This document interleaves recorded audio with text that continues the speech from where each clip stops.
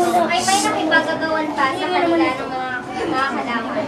At si Doña Angelica ay nagalit sa magkakapatid dahil sa pagpasok nila sa kanilang teritoryo at pagdadala ng mga basura sa tapat ng kanyang bahay. Ika na ate, baka mabusa tayo ng mga kalakal. Uy, amin po! Ano ba kinukuha? Amin po! Amin po! Manong naulo kami! Amin po! Nagagawan sila Julian at Sarah at Mark Anthony sa mga basurang maaari pang pagkakitaan.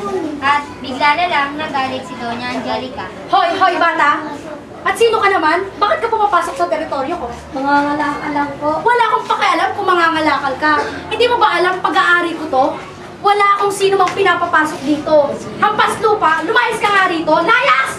Bakit yung sinasaktan ng kapatid ko? Ano po nagawa niya masasaktan siya na ganyan? At sino ka naman? Kapatid niya ako. Kasama niya ang mga Wala akong pakialam.